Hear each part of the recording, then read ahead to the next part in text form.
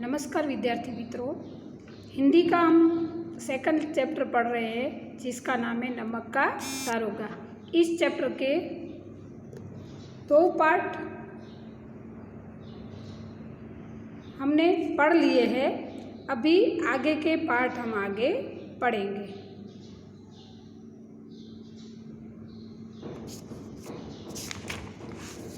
आज हम पढ़ेंगे 3rd पार्ट। हमने आगे देखा, थोड़ा हम उसका रिवीजन कर लेते हैं, रिवाइंड करते हैं कि ईमानदार वंशीधर ने जमींदार अलोपीदीन की गाड़ियों को पकड़ लिया है जो नमक का गलत कारोबार करते थे। तो फिर आगे क्या होता है वो हम देखते हैं। पंडित अलोपीदीन अपने सजीले रथ पर सवार कुछ सोते हुए तो कुछ जागते चले आते थे। अचानक कई गाड़ी वाले घबराए हुए जाकर जगाया और बोले, महाराज, दरोगा ने गाड़ियाँ रोक लिए हैं और घाट पर खड़े आपकी बुलाते हैं। पंडित अलोपीदीन अपने सजे हुए रथ में आ रहे थे तो कुछ अचानक गाड़ी वालों ने उनको घबराए हुए जगाया कि जागो महाराज, अभी इधर जो ड्यूटी पे दारोगा है उन्होंने हमारी गाड़ियों को रोक ली है और घाट पर आपको बुला रहे हैं। पंडित अलोपीदीन का लक्ष्मी जी पर अखंड विश्वास था। वह कहा करते थे कि संसार का तो कहना ही क्या, स्वर्ग में भी लक्ष्मी का ही राज्य है। मतलब पंडित जी को पैसों पर बहुत ही विश्वास था कि पैसों से सब कुछ खरीदा जा सकता है। तो उनका कहना था कि अगर संसार में तो ऐसा कहना है कि अगर पैसा है तो स्वर्ग भी मिल जाता है। स्वर्ग में भी पैसों का ही राज होता है।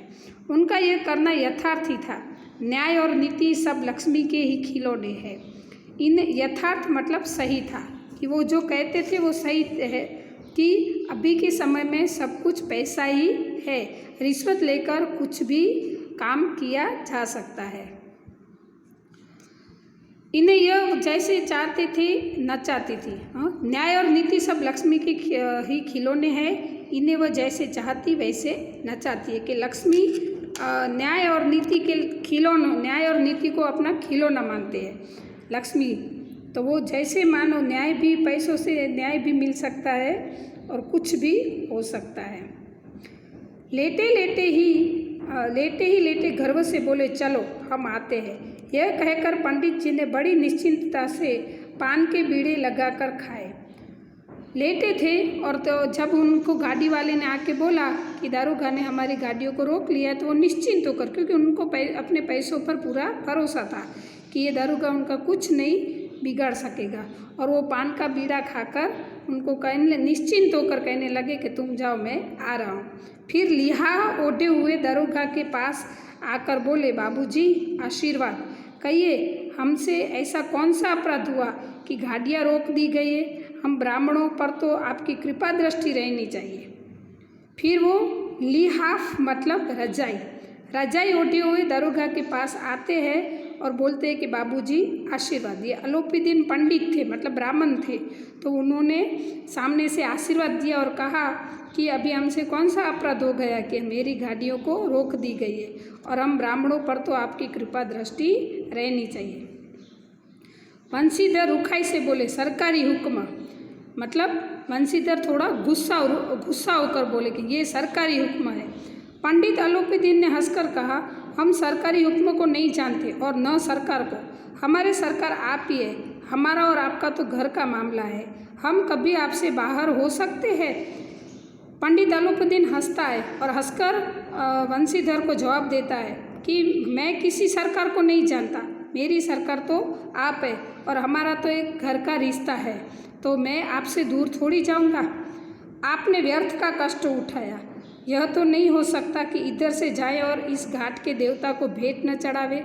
मतलब यहाँ पर अभी अलोपीदीन ने रिश्वत की लालच देना शुरू कर दिया कि उन्होंने कहा कि आप तो हमारे घर के आदमी हो और ऐसा थोड़ी हो सकता है कि हम इस घाट को पार करें, दूसरे घाट पर जाए और घाट के देवता, मतलब यहाँ पर जिसकी ड्यूटी लगी रहती है उसको घाट के देवता का उपनाम देते हैं, उपमा देते हैं, और उनको चढ़ावा चढ़ाना मतलब रिश्वत देना कि ऐसा थोड़ी हो सकता है कि हम यहाँ से जाए और आपको चढ़ावा न चढ़ाए, मतलब रिश्वत न दे।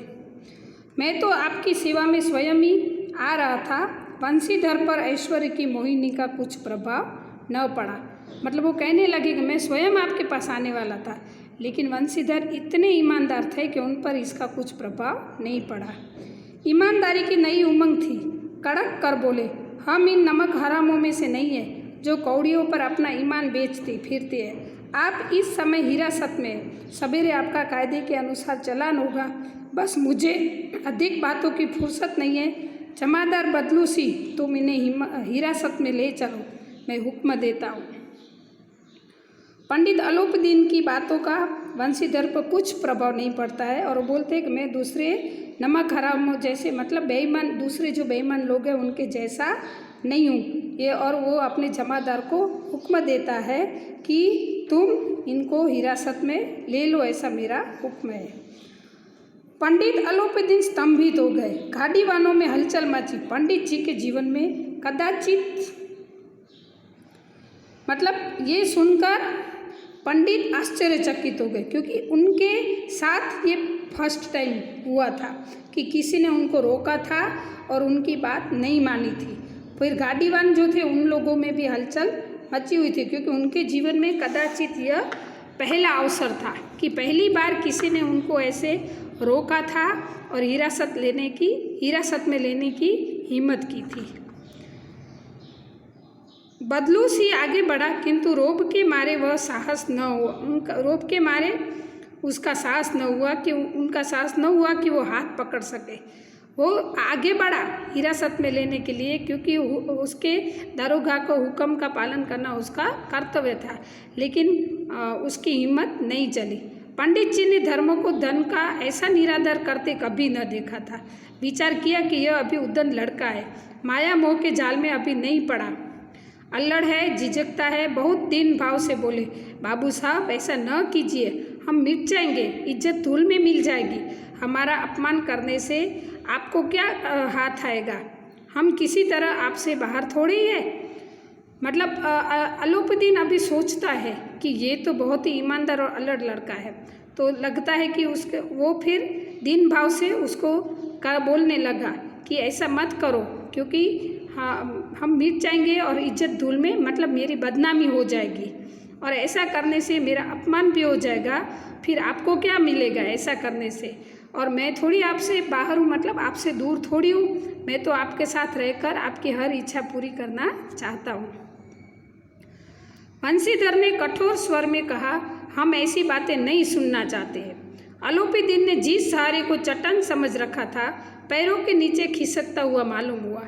स्वाभिमान और धन ऐश्वर्य को कड़ी चोट लगी, किंतु अभी तक धन की सांख्यिक शक्ति का पूरा भरोसा था। अपने मुख्तर से बोले, लाला जी 1000 के नोट बाबू साहब को भेंट करो, आप इस समय भूखे सी हो रहे हो। मतलब फिर अलोपदीन ने सोचा कि ये तो पेतरा काम नहीं आया। फिर उन्होंने पैसों की लालच देना शुरू किया और अपने आदमी को बोलते हैं, लाला जी कि 1000 की नोटों लेकर इनके चरणों में धर दो, लगता है भूखे सी हो रहे, मतलब कि बहुत पैसा, वो जैसे भूखा सी को भूख लगती है और गरजता है, वैसे उनको दरोगा जय उनको लगते हैं। वंशीधर ने गरम होकर कहा, 1000 नहीं 1 लाख भी मुझे सच्चे मार्ग से नहीं हटा सकते। वंशीधर उनको कहने लगे कि आप 1000 क्या, अगर आप 1 लाख दोगे ना तो भी मैं ये आपको गिरफ्तार करने से नहीं हटूंगा। ऐसे धर्म की इस बुद्धिहीन दृढ़ता और देव दुर्लभ त्याग पर मन बहुत झुंझलाया। मतलब वो अभी तक अलोपदीन ने ऐसी परिस्थिति का सामना नहीं किया था।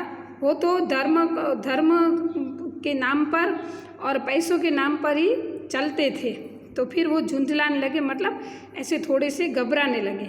अब दोनों शक्तियों में संग्राम होने लगा। दो कौन सी शक्ति थी? तो एक ईमानदारी की शक्ति और दूसरी थी पैसों की शक्ति। तो इन दोनों के बीच में अभी संग्राम हो रहा था। धन ने उछल कर आक्रमण करना शुरू किया। 1 से 5, 5 से 10, 10 से 15 और 15 से 20,000 तक नौबत पहुंची, किंतु धर्म अलौकिक वीरता के साथ इस बहुसंख्यक सेना के सम्मुख अकेला पर्वत की भांति अटल और अविचलित रहा। मतलब जो दरोगा थे वो अपने धर्म का पालन कर रहे थे, अपने कर्तव्य का पालन कर रहे थे, लेकिन वंश ये जो अलोपीदीन थे वो तो अपनी लक्ष्मी जी को आगे बढ़ाते रहते थे। 1,000 में से 5,000, 5 से 10, 10 से 15, 20 ऐसे आगे बोलते गए कि अभी इतने रुपए दूंगा, इतने दूंगा, लेकिन धर्म पर्वत की तरह अटल रहा। मतलब वंशीधर उसके सामने अटल रहे। अलोपीदीन निराश होकर बोले, अब इससे अधिक मेरा साहस नहीं, आगे आपका अधिकार है। अलोपीदीन फिर निराश हो जाते हैं और कहते हैं कि इससे आगे मैं और ज़्यादा नहीं दे सकता, अभी आगे आप जो करो। वंशीधर ने अपने जमादार को यहाँ पे अलोपीदीन निराश होकर बोलते हैं, वंशीधर ने अपने जमादार को ललकारा। बदलू सिंह मन में दरोगा जी को गालियाँ देता हुआ पंडित अलोपीदीन की ओर बढ़ता है। फिर वंशीधर वापस से अपने जमादार को ललकारता है कि क्यों इन्हें गिरफ्तार नहीं किया ऐसे। फिर वो बदलू सिंह जो था जमादार था, वो भी दरोगा जी को गाली देता था। किसको? दरोगा यानी वंशीधर को, जो ईमानदारी के पथ पर खड़े थे, क्योंकि वो भी अलोपीदीन को ही सही मानता था, इसलिए तो वो दारोगा जी को गालियाँ देता हो अलोपीदीन की ओर बढ़ता है। पंडित जी घबरा कर 2-3 कदम पीछे हट गए। अत्यंत दीनता से बोले, बाबू साहब, ईश्वर के लिए मुझ पर दया कीजिए, मैं 25,000 पर निपटारा करने के लिए तैयार हूँ। फिर अलोपीदीन थोड़ा घबरा जाते हैं और पीछे हट जाते हैं और कहते हैं कि एक काम करो, मैं 25,000 देने के लिए तैयार हूँ, मुझे छोड़ दीजिए, ऐसे असंभव बात है। वंशीधर एकदम अक्कड़ स्वर में बोलते हैं कि असंभव है, 30,000 पर। फिर वापस से वो ज़्यादा पैसे देने की लालच देते हैं कि 30,000 दूंगा, किसी भी तरह संभव नहीं है, मतलब ये भी पॉसिबल नहीं है। क्या 40,000 पर भी नहीं? अलोपीदीन और ज़्यादा पैसे देने के लिए तैयार हो जाते हैं कि 40,000 भी नहीं, 40,000 नहीं, 40 लाख पर भी असंभव है। बदलू सिंह, इस आदमी को हिरासत में ले लो, अब मैं एक शब्द भी नहीं सुनना चाहता। वो वापस से अपने जमादार को बोलता है कि इस आदमी को हिरासत में ले लो, मैं इसके बारे में एक शब्द भी सुनना नहीं चाहता। धर्म ने धन को पैरों तले कुचल डाला। अलोपीदीन ने एक रुष्ट पुष्ट मनुष्य को हथकड़ियाँ लिए हुए अपनी तरफ आते देखा। चारों ओर निराशा और कातर दृष्टि से देखने लगे। इसके बाद यकायक मूर्छित होकर गिर पड़े। अलोपीदीन के जीवन में ये पहली घटना थी, उनको बहुत ही ठेस पहुंची। उनका नाम था, सब लोग उसको भगवान की तरह पूछते थे और उन्होंने देखा कि रुष्ट पुष्ट आदमी हथकड़ियाँ लेकर उसको बंदी बनाने आ रहा था। तो ये सब सोचते सोचते उनसे सहा नहीं गया और फिर वो अचानक मूर्छित होकर गिर जाते हैं। स्टूडेंट, यहाँ पर ये 3rd पार्ट खत्म होता है। नेक्स्ट वीडियो में हम 4th पार्ट पढ़ेंगे। अस्तु।